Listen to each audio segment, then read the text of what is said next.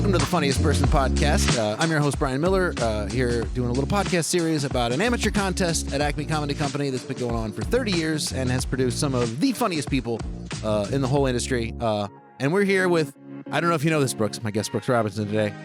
You have come up on more episodes. You've come up, I think, on every episode. We're gonna Good have to, things I trust. Yeah. It's funny because everybody mentions everybody has a Brooks story, or it comes. Everyone, do you know how Brooks did in the contest? It always comes up somewhere from Chad to Andy to Brandy, and so I think we're gonna have to put this one later in the list because we'll build the mystery up till now because everybody has this. You're the only person who comes up other than Lewis, I think, in every episode. It's an honor, infamous. Yes, Yeah. I mean for your notorious contest domination. Yeah, I bat out of hell. Yeah. Fucking one shot, one kill, sniper style. Yeah, so it's come up many times, so I'll just repeat it real quick in case people haven't. Yeah. This is the first one they're hearing, but just for you were the only person, as far as anyone can tell, who did their first time and did comedy. It was in the first round, and then the second round, and then the third round. So your third comedy set. You won. I had a friend who worked here as a doorman, and he got us into a show for free. It was in the summer, and there was contestants that night. I remember the show was Chuck Bartel emceeing, nice. Andy Ritchie featuring, whoa, and Alex Jackson headlining. So the fire chief, the future fire chief. Yeah. So it was real Minneapolis powerhouses, and the contestants were whatever. I saw them, and I didn't know about the contest, but I thought I could do better, and so I signed up. I think that night, and then my first round was like the next week. Was it like deep into the summer? Yeah, it must have been because like 2 weeks later was the semifinals. So okay, and usually by the end, at that point, yeah, if you sign up, they're probably getting toward the bottom of the basket of entries. People have been going for weeks I didn't even think about point. that. I guess all the local comics, I had no idea there was a scene or you just showed up to see a show. It was my first time ever at live stand up. I mean, I was a big stand up fan. And I thought I was funny, but first time at a show, first time doing comedy was the first round. Had you ever entertained the idea of doing comedy, even idly or? I don't know. I watched so much of it as a kid. Maybe but it never occurred to me that it was like a thing. I didn't know how to get into it. I had no idea. Yeah. So then pre-internet, pre-podcast, right? Because now every podcast is like, here's where you go. Yeah, and here's what you do. It just sign up. But yeah, this was real. And I just moved to the cities. I feel like I was so naive. And where did you move to the cities from? Just from Stillwater. Oh, yeah, that's right. Yeah, Stillwater. That's right. So nice little quaint suburb. You and Maddock, part of the Stillwater, and Grant Winkle's part of the Stillwater comedy group. Exactly. Go Ponies. So you've never been to a comedy club before? Comedy club? No, I hadn't seen much live. Because my friend got us the tickets. He got us in the front row, and I was so worried the comics were going to pick on us. And, it was scary times. But yeah, because I did speech team in high school. What were your events? Well, I only did it senior year. Okay. I didn't know about it, and I did creative expression, which is like the one. There's one or two categories where you write your own original thing. A lot of them are like extended prose, whatever. So it wasn't funny, my speech. No, there were funny moments, but I didn't know there's this whole speech team politics thing to win, but I just did it for fun. And I liked talking in front of class. I always was volunteering to give talks at school. But yeah, the contest, I didn't know anything about it, but I was comfortable in front of people because of speech team, and I practiced effectively, I think, because of speech team. Interesting. I rehearsed. I remember I had a brush for a mic that I was holding in my hand, and I didn't have a stopwatch even, or there were no smartphones. So to time myself for 3 minutes, I just played something on a CD, and then until that track got to 3 minutes, like a homemade stopwatch, basically. Yeah, basically. So, and it wasn't on. I don't know what song it was, but I have to finish this set by the time this Pixie song is done. Or whatever. Exactly. Gotta pick up a band with really tight songs. Yeah, chorus 3.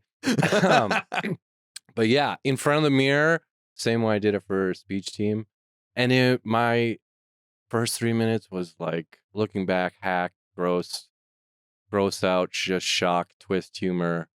But So was it one-linery? Was it pretty like short, tight jokes? Let's see. Do you remember any of the jokes? I think I had the standard like first time and 3 minutes will be too long. Sure. That joke. Yeah. I wonder how many times some version of that joke has been done over the 30 years of this contest. Yeah. Yeah. I mean, probably, I used to have I look like a blah, blah, blah, ate a blah, blah, blah. Yeah. I never had celebrity one of those. plus other celebrity equals hilarious outcome. What a format. I must have invented it. Damn. I remember one joke about Valley Fair, the Tower of Terror, and something about my grandma and having sex with her. I don't remember the joke. You didn't like have any joke that wound up sticking in your act when you like kept doing comedy. Because sometimes people will write a joke early on, that's like you'll kind of stumble onto something that's like way beyond your level at that time, but you're like, oh, that's just a good joke. Yeah, no, they didn't last. I mean, if anyone watching this, I don't do comedy anymore, so none of them lasted. I didn't last. But I started hot. I burned out. Well, I was a comet. Burn bright. Yeah, burn bright. Better to burn out. But do I remember any of them now? Interesting. But it's funny that you pretty quickly identified them as hack. I mean, obviously, I saw you pretty soon after that, and you were doing nothing like that. I don't know, man. Maybe you're being kind, but part of the reason I quit is looking back. I was not that funny. It was a lot of it was. Yeah, I don't know. I mean, maybe you did the James Dean thing of comedy, and people remember you handsome. Yeah, because it's tough to be handsome and do comedy.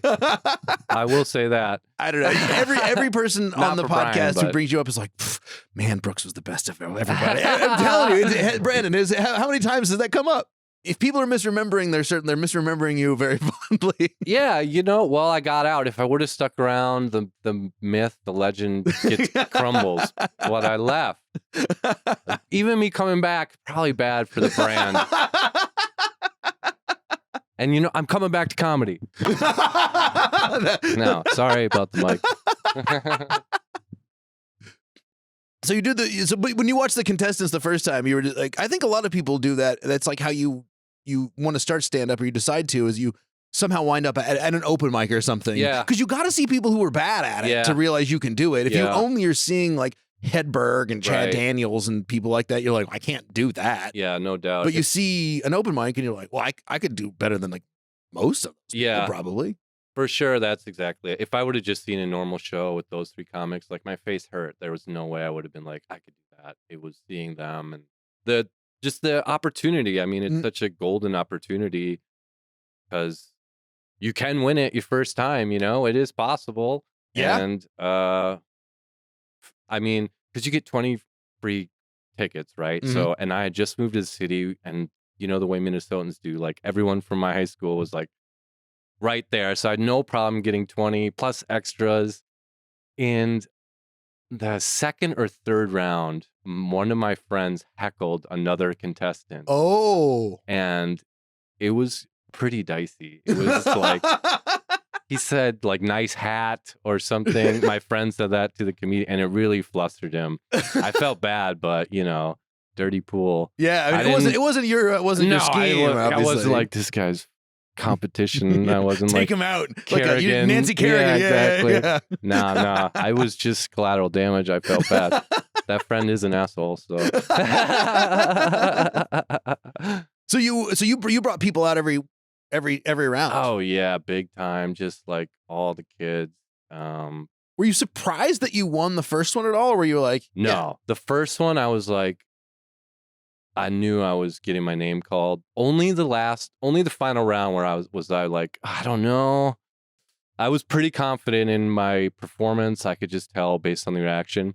I will say though, I won my first night, the first round, and then they emailed the top 25 for the semifinals, and my name wasn't on there. Oh. And I fucking pulled a Karen, and I emailed Sarah, who was the manager at the time, like, hey, I did pretty good. Can you like double check to see if my score qualified? Whoa. And I don't know the story. I never followed up, but she emailed me like, hey, yeah, you're right. You're in. I don't know if someone dropped out, if there was a miscalculation. Could have been a counting error or something. Could have been just like, hey, we'll throw this guy in. He was in late and it's a no case. I don't know, but whatever it was, that was like a little bit of serendipity. I mean, in fairness, like you probably wouldn't have done that if you weren't like, you were like, man, I don't know. I was there. Like it was. Yeah. Because there is a reaction. I mean, like you said, you can like sometimes in a room, sometimes you're watching a contest and you're like, she won.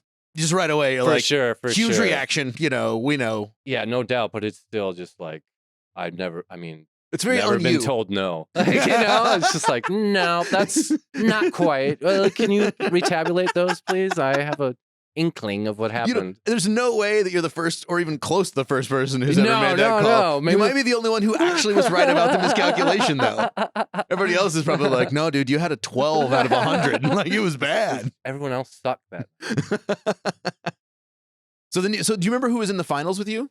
No, I was racking my brain trying to come up with a name. I just remember a guy in a wheelchair got second. He's the guy I was worried about losing to. It wasn't the guy your friend heckled, hopefully? No, that'd be tough. I think that was the semifinals, maybe. Whatever. But yeah. No, the wheelchair guy was talking to my friends after the show, like between the announcement. I'm like, I think he might have got it. And I was really like, because he's in a fucking wheelchair. All those wheelchair jokes. You had your resentment already in case you didn't win. But Chad Daniels was headlining that night. I remember because the guy had a ramp so he could get on stage, and Chad was just fucking going off on this ramp. I was loving it. Like between me thinking I'm going to lose this guy and Chad just making fun of his. He's like, was someone skateboarding here? What the fuck is this ramp doing here? I was dying. Is that the first time you met Chad, too? Great twist. Second place, which the wheelchair guy won, was a ski trip to Lutzen. So that was funny. Wow. Yeah. Oh, man. It was good times. That's how you know that it's not rigged. Nobody's intentionally going like, yeah, give that guy the ski package. This will go swimmingly. Or, hey, even the prizes are funny at Acme. The prizes can really vary from like, some people are like, I got a really nice plasma screen TV, and some people are like, oh yeah, I got shit. I got beer cozies, $100 to Turtles and Shakopee. And I fucking didn't have a car. I didn't have a license till I was 25. So the day before they expired, I convinced my friend to drive down to Turtles. We spent $50 out of $100 and sold the rest for $20 to some random family. So we sold $50 of gift certificates for $20. And none of us could drink. We weren't old enough. So it was like, what the fuck? We just bought onion rings. Good times. But then you won your $1,000. $1,000. And then I started showing up to Acme and was like, got in the scene. I mean, I just showed up as a winner, which gave me some air. Yeah, I wasn't around at that time, but there had to be a little bit of mystique, I'm sure, to some people. I mean, in terms of, and we've talked about it a little on this podcast before, but there's kind of two groups who do the contest. There's the people who are like really care about comedy and open mics, and they want to get in, and the contest is like an avenue to get seated at Acme and all that. And then there's people like you, a lot, which is probably half the contestants who are like, hey, I heard there's a contest. Let's try it out. They've never been to an open mic. They don't know that you go to Pepito's on Sunday nights or Grumpy's Northeast or whatever. Yeah. And so, but very rarely does the out of nowhere person win, because you're usually going, usually the people who've done it more. Yeah. So I'm sure when you started showing up, it was like, what's the guy who won the contest out of nowhere? Were people nice right away? They were. I didn't know about any, about the scene or any like toes I might be stepping on, or if people were upset about the contest or felt any type of way. You didn't know anyone to tell you if they were mad, right? I didn't know who was in the scene. I didn't know anything. So I felt pretty welcomed. I just kind of like showed up and got the lay of the land, showing up on open mic on Monday, that is. And it was so long ago. I don't think anyone cared. Yeah. Yeah. And it was a genuinely fun, nice, generally group of people, Sandell, and it was like a pretty welcoming group. Yeah, no doubt. Too. Everyone was cool. And like, there's only one winner anyway. It's like, you can't really count on the contest. So I don't I always tell people, no matter, like, every contest is one person is ultimately happy with it, and then an infinite potential number of people are unhappy with it. And it doesn't mean anything. Back then, I think it meant more as far as like an avenue to work here. Maybe it still does. I have no idea. I think it's a bit of a correlation causation is what I've kind of figured out from kind of being here all the time for 15 years and talking to people about it, which is like there's no direct correlation, right? Or causation. It's not like ooh, he won. We better our hands are tied. We have to hire him. But you know, the fact that somebody wins a lot of times means they did beat other people, so that is a marker like they're working hard, and so there's a correlation between like people who really care and are funny and are working hard. But I think there was a time where there was a perception like, certainly when I was in it was like, that's the pipeline. Like the winning is like, you get to maybe skip a step or two. Yeah. And I don't think that's probably, I think if like you're super funny and you show up and you're crushing every Monday, they're like, well, keep putting that crusher up on Mondays and see where it goes. Yeah. But I was going to ask you why you'd never done open mics between your contest sets, but that makes sense if it was that fast. It was really week to week. I don't know if I knew Monday existed. I think after I won, people were like, "Are you gonna do comedy? Are you gonna come to Acme?" And yeah, I mean, it makes sense. So I'm like, yeah, I guess. I'm so fucking good. I mean, it would be silly not to, in the sense of like, well, every single time I've done this, something good has happened. Yeah, no doubt. I kept coming. I remember my first week booked was like a local showcase thing. It wasn't like emceeing. It was like me and 4 other comics during a Christmas week. Oh, I did one of those. Yeah. Yep. And then do you remember who the comic was? Like Sandel, probably. No, it's all women. It was like Amber. Tracy Ashley. Yeah. No, Tracy Ashley headlined. Sure. So she like put together Shannon Paul, Amber, and a few others who kind of faded away. But yeah, it was like me and some ladies, and more bragging. The first night I went first, and then I crushed, and then they're like, "All right, you have to go last." Nice. Yeah. Very nice. It just the hits just kept coming early on. Yeah. How long was it between, was that Christmas was like the Christmas after you won the contest? I want to say that was. It would have had to have been, I think, right? Yeah, that was that year. And then I think I was just at the open mic for a year and emceed the contest after. I think that was like tradition where the winner would MC the week of the finals the next year. That was my first week emceeing, I think. Okay, so you had a pretty period here where you had done a showcase here, but you didn't actually work here. Yeah, because I really only had that 3 minutes to start. And that makes sense. I was starting from literal zero, and I didn't know what a voice was. I remember I wrote this joke about driving a bus, and Tracy Ashley was like, "Nobody believes you drive a bus." Like, write jokes that are real. I'm like, oh, okay. That's good advice. That's true though. Yeah, because you have 3. I mean, you can't MC with you have 1/5 of an MC set at that point. No, I had nothing. And so you were probably doing like 7 minutes on the Christmas showcase or something, right? Yeah, like it was literally 5 of us doing 5. So sure, you're doing like a guest spot length. Exactly. So you had a good 5. I had a solid 5. It took me a while to build it up because I was really scared of new stuff because everything had worked. So like, what if it didn't? Yeah. No, I mean that is kind of the weird. I always say that it's like it's sometimes better, I think, to really suck hard at the beginning because it kind of sets your expectations to like, all right, I have this aspirational point that I can gradually ascend to. But I've seen people who have a couple of good jokes early on and they hit and then they're just baffled when the stuff doesn't work. They're just like, but this works, right? Yeah.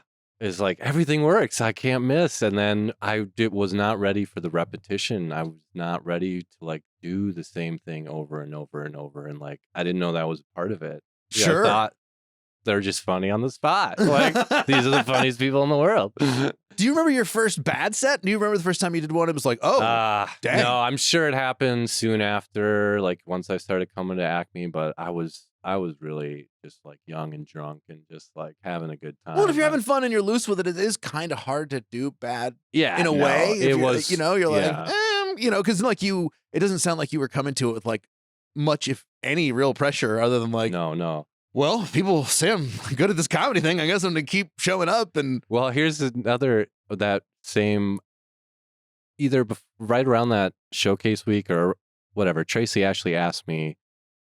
I was new to comedy and it was pretty good. And she's like, "Do you want to keep doing it? Like, are you in this for the long haul?" And I told her, I'm like, "I don't know. Like, maybe it's fun."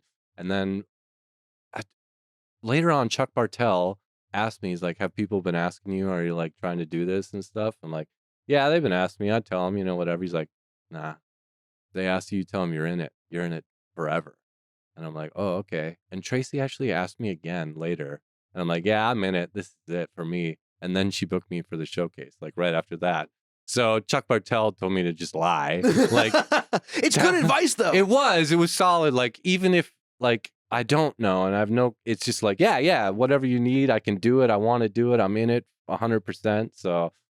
And I always tell people, like, people sometimes when they quit stand up, like, make a big announcement about it. I'm like, don't make a big announcement. You might want to come back, Yeah, and then it's gonna be weird. And if you don't, it's fine. But like, don't Garth Brooks it and then try to come back 4 months later with the big reunion tour or whatever. Like, just shut the fuck up.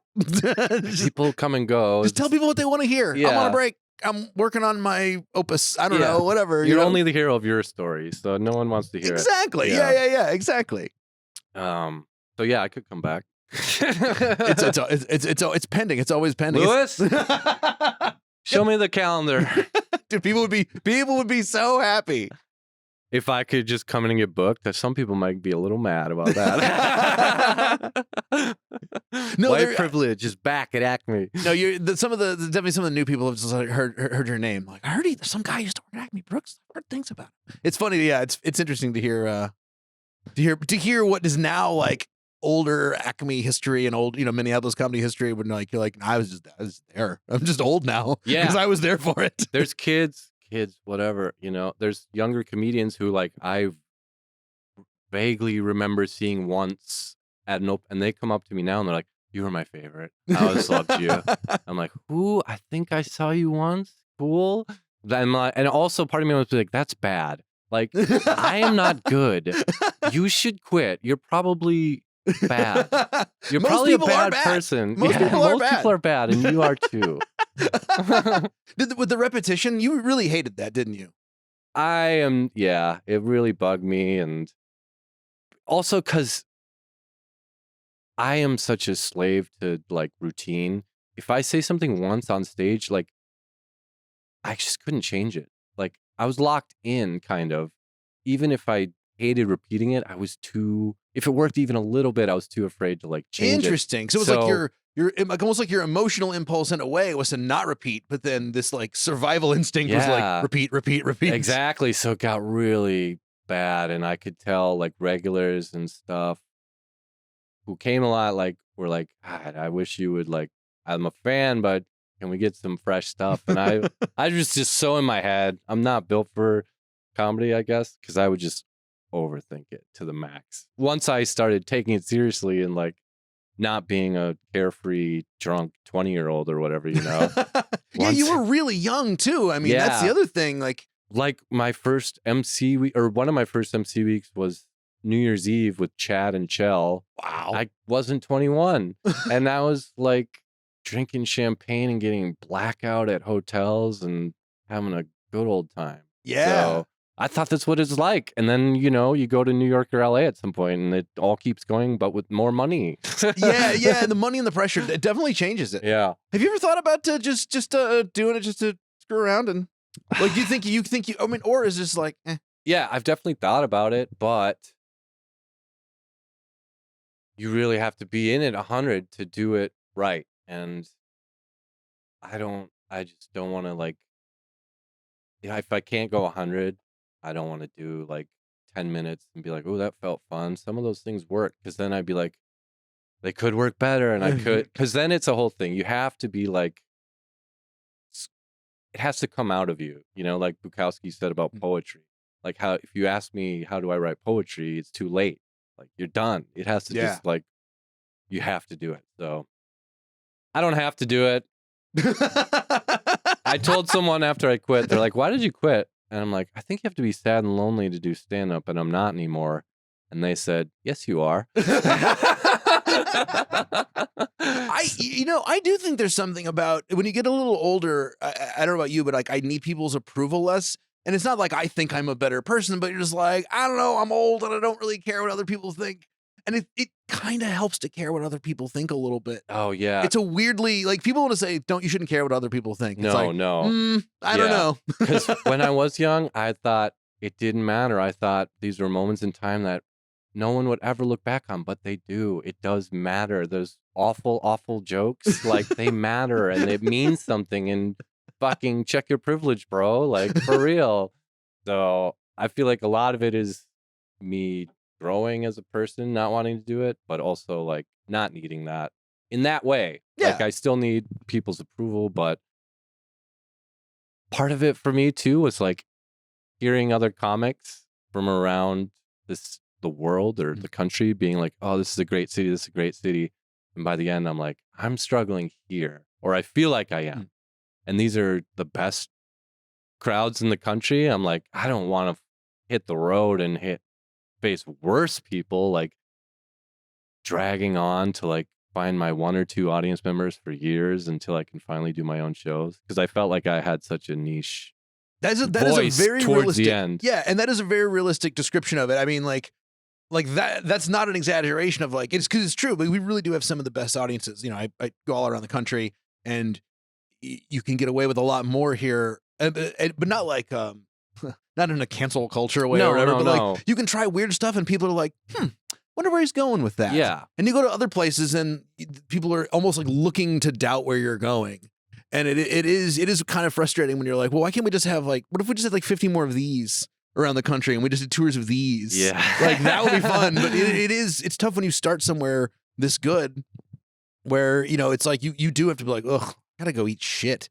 And, you know, even some of the good places they're fine. Yeah. You know, they're fine. But like, you know, not every place can be Comedy on State, you know, or the handful of places where you go and you're like, oh yeah, this is like Acme. This is like, it's got that vibe, you know, you can, and because I think you always wanted to try interesting stuff. And I do think that's one of the main reasons people remember your act so fondly is that you just tried different stuff all the time.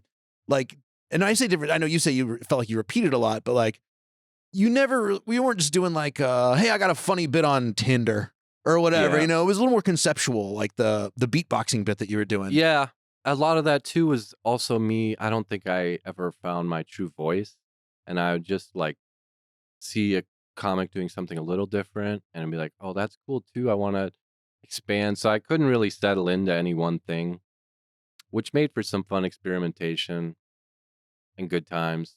But I don't think I ever really knew what perspective I had on stage.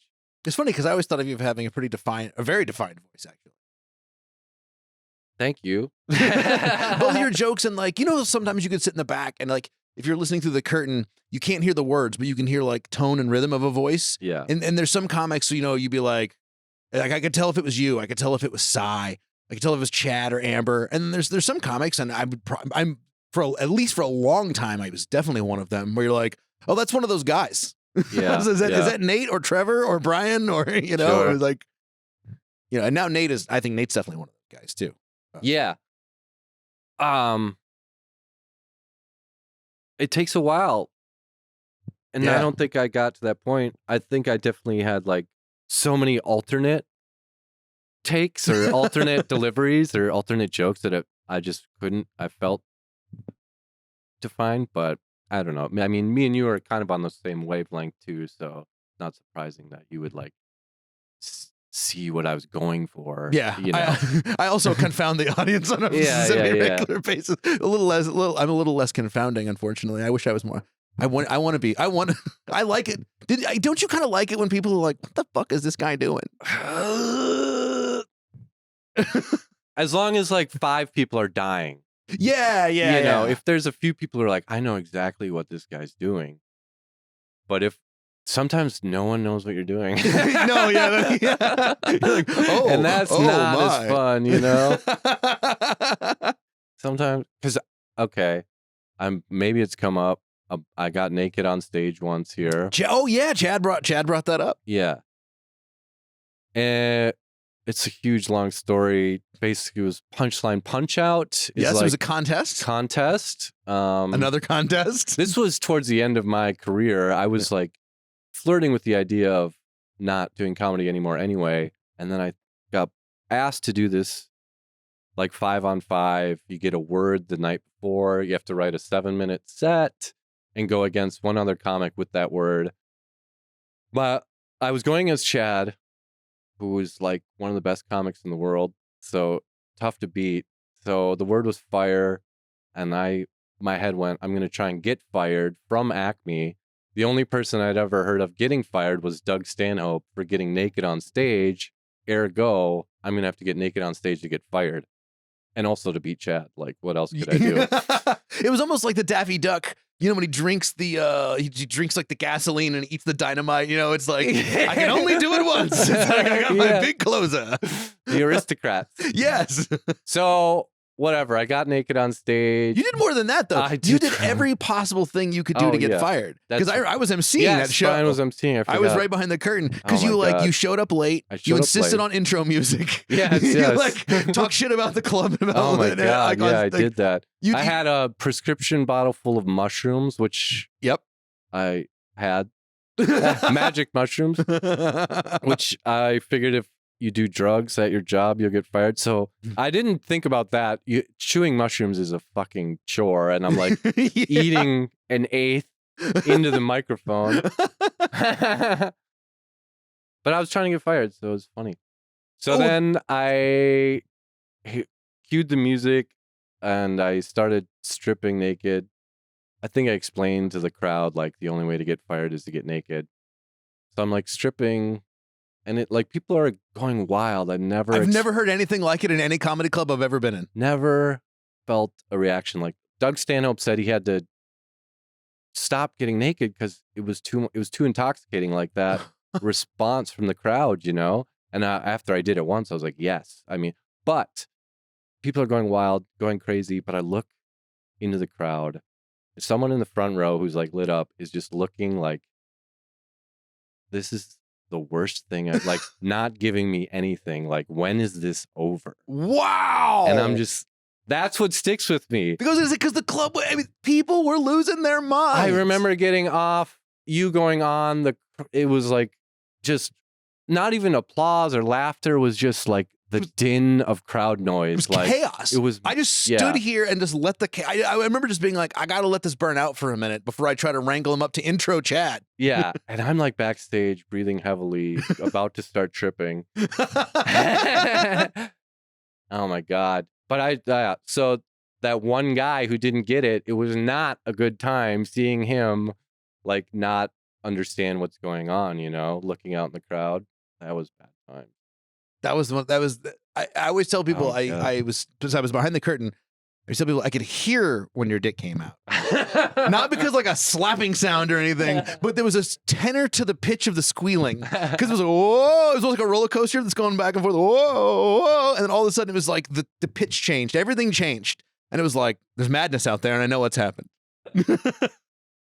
And Chad was sweating bullets backstage. I have only seen him nervous to go on stage one time, and he was like, I don't want to go out there. He's still crushed. I know. His first line demolished anything. He brought that up, by the way. He said, be sure to remind everybody that I still won my round. No, I remember. I thought you won. I would have sworn on a stack of Bibles that you won. No. But Chad corrected that record hard, and he told me to remind you of that. No, I remember. Fuck. I had to I made myself puke because I'm like, I don't want to fucking trip right now. I still did a little, but it was Saturday night, I want to say, or maybe Friday. I think it was Friday. Yeah, it wasn't, because Chad versus Cy was the last night. Yeah. Before. But I remember I left early. I didn't hang out. I took the bus home. I was like, that was a lot. Like, you put yourself through a lot. For that 3 minutes or 5 minutes set, I didn't win. Fuck, dude. No, I remember when you came off stage. I remember the first thing you said when you came off stage to me was, "You're like, I might have made a couple mistakes or something." Like you were like, your reaction was you were sort of shocked. It was almost like you shocked yourself. Exactly, you had delighted everyone else, but shocked yourself. No, it was kind of the vibe because you were like, I remember even my team or whoever was with it was really like everyone was giving me some space. It was like, yeah. are you okay? It wasn't like, hey, great set. I mean, Sai was psyched. He's like, I can't believe you did that. Like, that was so cool. But I was like, I had to just take the bus home, and I couldn't even hang out. You were a But little I sheepish. also remember tagging you when you went back out.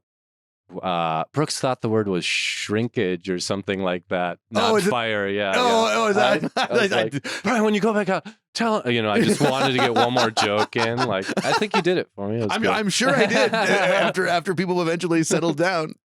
No, that was yeah. I often say that was the craziest. Yeah, not just the craziest set, but just like the reaction and like the whole show was great too. It was a packed show. It was good times. Yeah.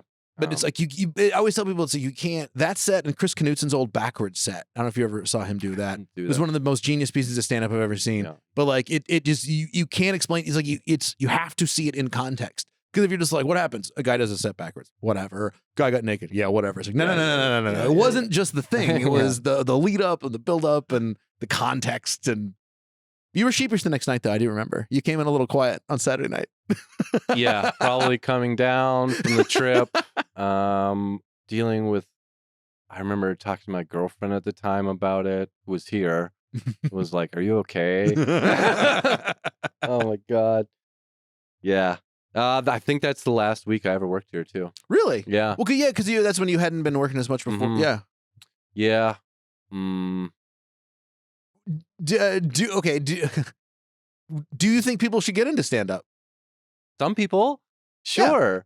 Yeah. Sure. Give it a shot. Less white males maybe should do stand up, but yeah, if you feel like you want to try it, fuck, why not?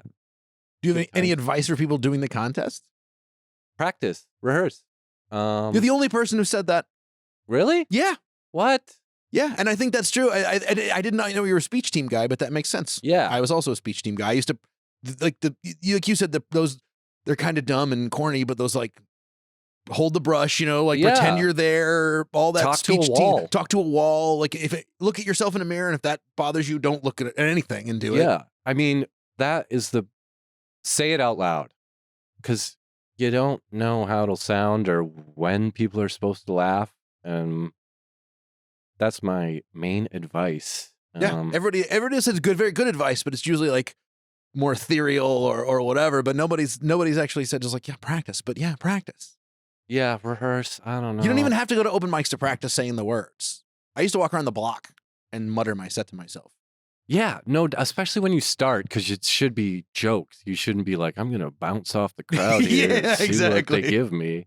It should be like a fucking tight set. Like, treat it like TV. Like, people who have TV sets have to have it down to the word, So be ready for that. And bring 20 friends. Bring extra. Heckle your competitors.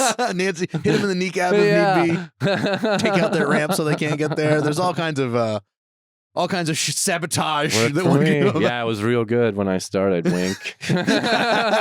Play dirty. Well, thanks for coming down and talking about it. Like I said, you were the numero uno get. Everybody. There you have it. The whole story. Well, thanks very much for coming down, bro. Thanks, Bryan. Nice talking to you, buddy. My pleasure.